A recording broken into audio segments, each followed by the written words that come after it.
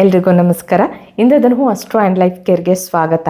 ವಿಧ ವಿಧವಾದಂಥ ಅಲರ್ಜಿಯನ್ನು ನಾವು ಹೇಗೆ ಮನೆಯಲ್ಲಿ ಕುಳಿತಲ್ಲಿಯೇ ಕಡಿಮೆ ಖರ್ಚಿನಲ್ಲಿ, ಒಂದು ರೀತಿಯಲ್ಲಿ ಖರ್ಚಿಲ್ಲದೆ ಅಂತಂದರೂ ತಪ್ಪಿಲ್ಲ, ಅಕ್ಯುಪ್ರೆಷರಲ್ಲಿ ಒಂದು ಅತ್ಯುತ್ತಮವಾದಂತಹ ಚಿಕಿತ್ಸೆಯನ್ನು ನಾವು ಮಾಡ್ಕೋಬೋದು ಅನ್ನೋದನ್ನು ಇವತ್ತಿನ ದಿವಸ ನೋಡೋಣ.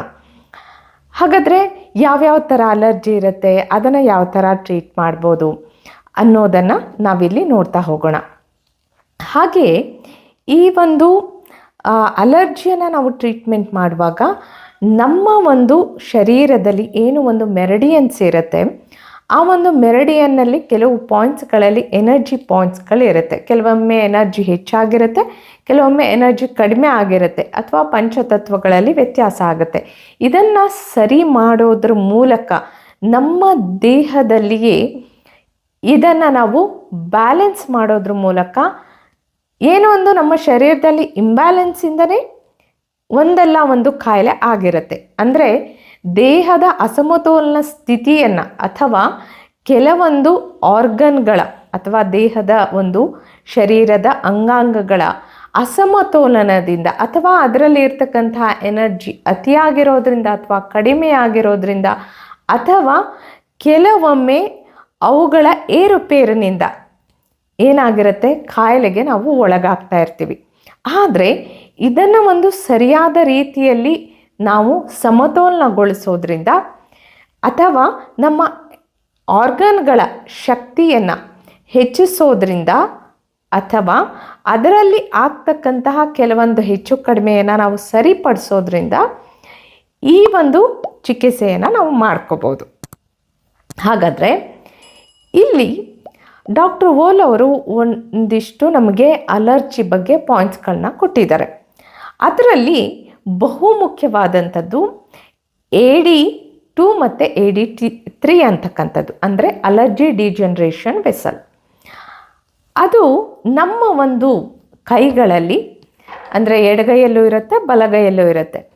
ಎಡಗೈಯಲ್ಲಿ ನಾವು ಟ್ರೀಟ್ ಮಾಡ್ಕೊಳ್ತಕ್ಕಂಥದ್ದು, ಹಾಗೆ ಬಲಗೈಯಲ್ಲೂ ಟ್ರೀಟ್ ಮಾಡ್ಕೊಳ್ತಕ್ಕಂಥದ್ದು.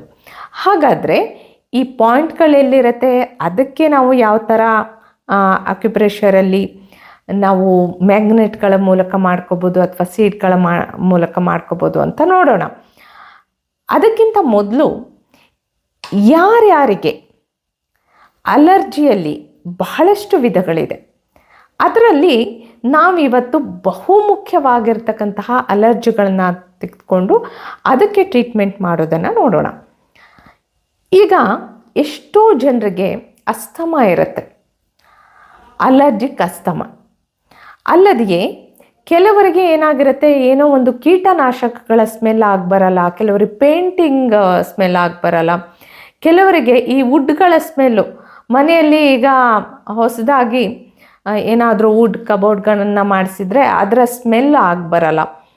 ಹಾಗೆ ಹಲವಾರು ಜನರಿಗೆ ಹೊರಗಿನ ಈ ಧೂಳಿನಿಂದ ತೆಗೆದುಕೊಳ್ತಕ್ಕಂತಹ ಅಲರ್ಜಿಗಳು, ಅದರಿಂದ ಬರ್ತಕ್ಕಂತಹ ಅಲರ್ಜಿಗಳು, ಕೆಲವರಿಗೆ ಪ್ರಾಣಿಗಳು, ಕೆಲವೊಂದು ಕೀಟಗಳು, ಅವುಗಳಿಂದ ಬರ್ತಕ್ಕಂತಹ ಅಲರ್ಜಿ, ಹೀಗೆ ಕೆಲವೊಂದು ವಾತಾವರಣಗಳ ಏರ್ಪೇರಿನಿಂದ ಬರ್ತಕ್ಕಂತಹ ಅಲರ್ಜಿ. ಈ ಅಲರ್ಜಿಗಳಿಗೆ ನಾವು AD2 ಮೂಲಕ, ಅಲರ್ಜಿ ಡಿಜನರೇಷನ್ ವೆಸಲ್ 2 ಮೂಲಕ ಏನು ಮಾಡ್ತೇವೆ, ಟ್ರೀಟ್ಮೆಂಟ್ ಮಾಡ್ತೇವೆ. ಇದು AD2. ಹಾಗಾದರೆ ಈ AD2ಗೆ ಯಾವ ಥರ ಟ್ರೀಟ್ಮೆಂಟ್ ಮಾಡೋದು ಅಂತ ನೋಡೋಣ. ಈ ಥರ ತಮಗೆ ಮ್ಯಾಗ್ನೆಟ್ಗಳಿದ್ದರೆ ತಾವು ಮ್ಯಾಗ್ನೆಟ್ ಬಳಸ್ಬೋದು. ಇದು ತಮಗೆ ಎಲ್ಲ ಕಡೆ ಸಿಗುತ್ತೆ, ಬಯೋಲ್ ಮ್ಯಾಗ್ನೆಟ್. ಈ ಥರ ಟೇಪ್ಗೆ, ಈ ಒಂದು ಮೆಡಿಕಲ್ ಟೇಪ್ ಎಲ್ಲ ಮೆಡಿಕಲ್ ಶಾಪಲ್ಲಿ ಸಿಗುತ್ತೆ. ಈ ಒಂದು ಏನು ಮ್ಯಾಗ್ನೆಟ್ ಇದೆ, ಈ ಥರ ಅಂಟಿಸ್ಕೋಬೇಕು. ಅಂದರೆ ವೈಟ್ ಕಲರ್ ಹೊರಗಡೆ ಕಾಣಿಸ್ಬೇಕು. ಇದು 2 ಕಲರ್ ಇರುತ್ತೆ, ಇಲ್ಲಿ ಯೆಲ್ಲೋ ಕಲರ್ ಟೇಪ್ಗೆ ಅಂಟಿಸಿರುತ್ತೆ, ಹಾಗೆ ವೈಟ್ ಕಲರ್ ಹೊರಗಡೆ ಕಾಣಿಸ್ಬೇಕು. ಈ ವೈಟ್ ಕಲರ್ ಸ್ಕಿನ್ಗೆ ಟಚ್ ಆಗಬೇಕು. ಅದನ್ನು ನಾವು ಸೆಡೇಟ್ ಮಾಡ್ತೀವಿ, ಅಂದರೆ ಎನರ್ಜಿಯನ್ನು ಕಡಿಮೆಗೊಳಿಸ್ತೀವಿ. ಹಾಗಾದರೆ ಎಲ್ಲಿ ಅಂತ ನೋಡೋಣ. ಈಗ ನಾವು ಎಡಗೈಯಲ್ಲಿ ಇದನ್ನು ನೋಡೋಣ. ಇಲ್ಲಿ ತಮಗೆ ಉಂಗುರ ಬೆರಳು ಇದೆ, ಹಾಗೆ ಇದು ಮಧ್ಯ ಬೆರಳಿದೆ. ಈ ರೀತಿ ಮಧ್ಯ ಬೆರಳು ಮತ್ತು ಉಂಗುರ ಬೆರಳು ಇದರ ನಡುವೆ ನಾವು ಮಾರ್ಕ್ ಮಾಡಿಕೊಂಡಾಗ ಅಂದರೆ ಈ ಸೈಡ್ಗೆ, ಹಿಂದೆನೂ ಅಲ್ಲ ಮುಂದೆನೂ ಅಲ್ಲ, ಸೈಡ್ಗೆ, ಅದು ಈ ಉಂಗುರ ಬೆರಳಿನ ಕಡೆ ಇಲ್ಲಿ ಈ ಥರ. ಏನು ಅಂತಂದರೆ AD2 ಈ ಲಾಸ್ಟ್ ಏನು ಜಾಯಿಂಟ್ ಇದೆ, ನಾವು ಈ ಸೈಡ್ಗೆ ತೆಗೆದುಕೊಂಡಾಗ ಈ ಲಾಸ್ಟ್ ಜಾಯಿಂಟ್ಗೆ ಇಲ್ಲಿ ಹೀಗೆ ಮಧ್ಯ ಆ ವೆಸಲ್ ಹೋಗುತ್ತೆ, ಇಲ್ಲಿ ನಾವು ಹಾಕ್ತಕ್ಕಂಥದ್ದು. ಇಲ್ಲಿ ನಾವು ಈ ರೀತಿ ಹಾಕ್ತಕ್ಕಂಥದ್ದು.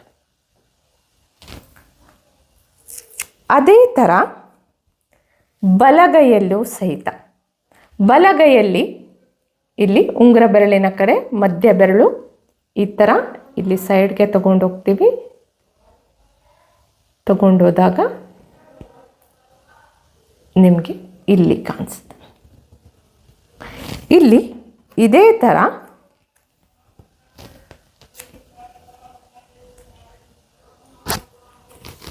ಈ ಥರ ಹಾಕ್ತೀವಿ. ಇದರ ನಂತರ AD3 ಅಲರ್ಜಿ ಡಿಜನರೇಷನ್ ವೆಸಲ್ 3ಯಲ್ಲಿ ನಾವು ಏನಕ್ಕೆ ಹಾಕ್ತೀವಿ ಅಂತಂದರೆ, ಕೆಲವರಿಗೆ ಏನಾಗುತ್ತೆ, ಬೆಳಗ್ಗೆ ಎದ್ದ ತಕ್ಷಣದಿಂದ ಅಕ್ಷಿ ಪ್ರಾರಂಭ ಆಗುತ್ತೆ, ಸೀನೋದು ಪ್ರಾರಂಭ ಆಗುತ್ತೆ. ಕೆಲವರಿಗೆ ಬೆಳಗ್ಗೆ ಅಂತಲ್ಲ, ಮಧ್ಯಾಹ್ನ ಸಂಜೆ ಎಲ್ಲ ಟೈಮದು ಸೀನ್ತಾ ಇರ್ತಾರೆ. ಮೂಗಲ್ಲಿ ನೀರು ಇಳ್ತಾ ಇರುತ್ತೆ, ಕಣ್ಣಲ್ಲಿ ನೀರು ಇಳ್ತಾ ಇರುತ್ತೆ. ಆ ರೀತಿಯಾಗಿ ಒಂದು ರೀತಿ ಮೂಗಿನಲ್ಲಿ ತುರ್ಕೆ ಅಂತ ಅನಿಸ್ಬೋದು, ಅಥವಾ ಒಂದು ರೀತಿ ಏನೋ ಕೆರೆತ ಥರ ಅನಿಸ್ಬೋದು. ಅದೇ ಥರ ಇನ್ನು ಕೆಲವರಿಗೆ ತಲೆಯಲ್ಲಿ ಕೆರೆತ, ಕೆಲವರಿಗೆ ಕಣ್ಣಲ್ಲಿ ಕೆರೆತ, ಕಣ್ಣಿನ ಅಲರ್ಜಿ, ತಲೆಯಲ್ಲಿ ಅಲರ್ಜಿ, ಕೆಲವರಿಗೆ ಅಲರ್ಜಿ ಮೈಗ್ರೇನ್, ಕೆಲವರಿಗೆ ಸೈನಸ್ ಅಲರ್ಜಿ. ಈ ರೀತಿ ಅಲರ್ಜಿ ವಿಧವಾದಂತಹ ಈ ಥರ ಅಲರ್ಜಿಗಳಿಗೆ ಏನು ಮಾಡುತ್ತೆ, AD3ಯಿಂದ ಒಳ್ಳೆ ಟ್ರೀಟ್ಮೆಂಟನ್ನು ನಾವು ಮಾಡ್ಕೋಬೋದು. AD3ಗೆ ಹಾಗಾದರೆ AD3ನ ನಾವು ಹೇಗೆ ಲೊಕೇಟ್ ಮಾಡೋದು ಅಂತಂದರೆ, ಇಲ್ಲಿ ಈ ಒಂದು ಮಧ್ಯ ಬೆರಳಿನ ಏನೊಂದು ಈ ಲಾಸ್ಟ್ ಜಾಯಿಂಟ್ ದೊಡ್ಡದಾಗಿ ನಮಗೇನು ಗಂಟು ಕಾಣಿಸುತ್ತೆ, ಈ ಗಂಟು ಮುಗಿದ ತಕ್ಷಣ, ಇಲ್ಲಿ ಗಂಟಿದೆ, ಮುಗಿದ ತಕ್ಷಣ ಅಂದರೆ ಇದು ಉಂಗುರ ಬೆರಳಿನ ಸೈಡ್ಗೆ ಬರುತ್ತೆ. ಇದೊಂದನ್ನು ಗಮನದಲ್ಲಿ ಇಟ್ಕೋಬೇಕು. ಇದು ಬಲಗೈಯಲ್ಲಿ ತಮಗೆ ಲೊಕೇಟ್ ಮಾಡಿ ತೋರಿಸ್ತಾ ಇದೆ. ಅದೇ ಥರ ಎಡಗೈಯಲ್ಲಿಯೂ ಸಹಿತವಾಗಿ ಸೇಮ್, ಇದು ಮುಗಿದ ತಕ್ಷಣ ಇಲ್ಲಿ ಈ ಥರ ಎರಡೂ ಕಡೆಗೆ ಇದೇ ಥರ ಸೇಮ್ ಟೇಪಿಂದ ವೈಟ್ ಕಲರ್ ಸ್ಕಿನ್ನಿಗೆ ಟಚ್ ಆಗಬೇಕು, ಈ ಥರ ಹಾಕ್ಕೊಳ್ತೀವಿ. ತಮ್ಮ ಹತ್ರ ಈ ಥರ ಜಿಮ್ಮಿಗಳಿದ್ರೆ ಬಳಸ್ಬೋದು, ಅಥವಾ ತಾವು ಶಾರ್ಪ್ ಇಲ್ಲದಂತಹ ಪೆನ್ಸಿಲಲ್ಲಿ 1-2-3 ಸರಿ ಅಥವಾ 1-5 ಸರಿ ಅದನ್ನು ಏನು ಮಾಡಬೇಕು, ಆ ಪಾಯಿಂಟನ್ನು ಸ್ವಲ್ಪ ಆ್ಯಕ್ಟಿವೇಟ್ ಮಾಡ್ಕೋಬೇಕಾಗತ್ತೆ, ಪ್ರೆಸ್ ಮಾಡಿಕೊಂಡು. ಆಮೇಲೆ ತಾವು ಈ ಥರ ಮ್ಯಾಗ್ನೆಟ್ ಹಾಕ್ಬೋದು. ಇಲ್ಲ ನಮ್ಮ ಹತ್ರ ಮ್ಯಾಗ್ನೆಟ್ಗಳು ಅವೈಲಬಲ್ ಇಲ್ಲ ಅಂತಂದರೆ ಒಂದು ಮೆಂತೆಯನ್ನು ಅದನ್ನು ಈ ಥರ ಟೇಪ್ಗೆ ಯಾವ ಥರ ಮ್ಯಾಗ್ನೆಟ್ ಅನಿಸಿದೆ ಅದೇ ಥರ ಅಂಟಿಸಿ, ಒಂದೇ ಒಂದು ಮೆಂತೆಯನ್ನು ಅದನ್ನು ಸಹಿತ ಇದೇ ಪಾಯಿಂಟಲ್ಲಿ ಈ ಥರ ಅಂಟಿಸ್ಬಿಡೋದು. ಹೀಗೆ ಅಂಟಿಸೋದ್ರಿಂದ ಬರೀ ಕೇವಲ ಇದು ಏನಂತಂದರೆ ಒಂದೇ ದಿನ ಅಂತಲ್ಲ, ಇದನ್ನು ಯಾರಿಗೆ ತುಂಬ ದೀರ್ಘಕಾಲದ ಅಲರ್ಜಿಯಿಂದ ಬಳಲ್ತಾ ಇದ್ದಾರೆ, ಏನು 1-2 ಕ್ಯಾಟಗರಿ ಹೇಳಿದೆ, ಅಥವಾ ನಮಗೆ ತುಂಬ ಏನಿದೆ ಅಂತಂದರೆ ಎಲ್ಲ ಥರದ್ದು ಒಂಥರ ಅಲರ್ಜಿ ಇದೆ ಗೊತ್ತಾಗ್ತಾ ಇಲ್ಲ ಅಂತಕ್ಕಂಥವ್ರಿಗೆ AD2 AD3 ಎರಡಕ್ಕೂ ಹಾಕ್ಬೋದು. ಆ ಥರ ರಾತ್ರಿ ಹಾಕಿ ಬೆಳಗ್ಗೆ ತೆಗಿತಕ್ಕಂಥದ್ದು. ಮ್ಯಾಗ್ನೆಟ್ ಆದರೆ ತಾವು ರೀಯೂಸ್ ಮಾಡ್ಬೋದು. ಈಗ ಒಂದು ವೇಳೆ ಮೆಂತೆಯನ್ನು ಬಳಸ್ತಾ ಇದ್ದರೆ ರೀಯೂಸ್ ಬೇಡ, ಅದು ಮೆಂತೆ ಎಸ್ದು ಬಿಡಬೇಕು. ಟೇಪನ್ನು ಎಸೆಯುವಂಥದ್ದು ಮತ್ತು ಮರುದಿವಸ ಹೊಸದಾದಂತಹ ಮೆಂತೆಯನ್ನು ತೆಗೆದುಕೊಳ್ತಕ್ಕಂಥದ್ದು. ಈ ರೀತಿ ಕೆಲವರಿಗೆ ದೀರ್ಘಕಾಲ ಇದ್ದರೆ ಒಂದು 2-3 ತಿಂಗಳು ಅದು ಅಲರ್ಜಿ ಹೋಗೋವರೆಗೆ ತಾವು ಬಳಸ್ಬೋದು. ಅಥವಾ ಕೆಲವರಿಗೆ ಒಂದು ವಾರ ಹಾಕಿ ನೋಡಿ, 15 ದಿವಸ ಹಾಕಿ ನೋಡಿ, ಅಂದರೆ ಅಲರ್ಜಿ ನನಗೆ ಸ್ಟಾರ್ಟ್ ಆಗಿದೆ ಇತ್ತೀಚೆಗೆ ಅಂತಕ್ಕಂಥವ್ರು ಈ ರೀತಿ ಹಾಕಿ ನೋಡಿ. ಕೆಲವರಿಗೆ ಏನು ಅಂತಂದರೆ ತಿಂಗಳಾನುಗಟ್ಟಲೆ ಬೇಕಾಗುತ್ತೆ. ಈ ಥರ ತಮ್ಮ ಒಂದು ಅಲರ್ಜಿ ಎಷ್ಟು ಸಮಯದಿಂದ ಇದೆ, ಯಾವ ಪ್ರಮಾಣದಲ್ಲಿದೆ ಅನ್ನೋದ್ರ ಮೇಲೆ ಹೋಗುತ್ತೆ.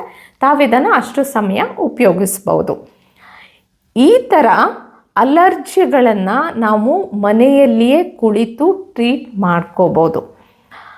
ಜೊತೆಗೆ ಈ ಅಲರ್ಜಿ ಏನಿದೆ, ಈ ಹೊರಗಿನಿಂದ ಬರ್ತಕ್ಕಂತಹ ಅಲರ್ಜಿಗಳು, ವಿಶೇಷವಾಗಿ ಅಕ್ವೈರ್ಡ್ ಅಲರ್ಜೀಸ್ ಅಂತ ಏನು ಹೇಳ್ತೀವಿ, ಇದು ಫಸ್ಟು ಪ್ರಾರಂಭ ಆಗೋದು ಲಿವರಲ್ಲಿ. ಆಮೇಲೆ ಅದು ಲಿವರ್ನ ತುಂಬ ವೀಕ್ ಮಾಡ್ತಾ ಹೋಗುತ್ತೆ. ಅದಕ್ಕೆ ಮೊಟ್ಟ ಮೊದಲು ಈ ಲಿವರನ್ನು ಸಹಿತವಾಗಿ, ಇದ್ರ ಜೊತೆಗೆ ನಾವು ಲಿವರನ್ನು ಸಹಿತವಾಗಿ ಸ್ವಲ್ಪ ಸ್ಟ್ರಾಂಗ್ ಮಾಡಬೇಕಾಗುತ್ತೆ. ಮತ್ತು ಲಿವರಿಗೆ ಸಂಬಂಧಪಟ್ಟನು ಕೆಲವೊಂದಿಷ್ಟು ನಾವು ಟ್ರೀಟ್ಮೆಂಟನ್ನು ಮಾಡಿಕೊಂಡ್ರೆ ಉತ್ತಮ.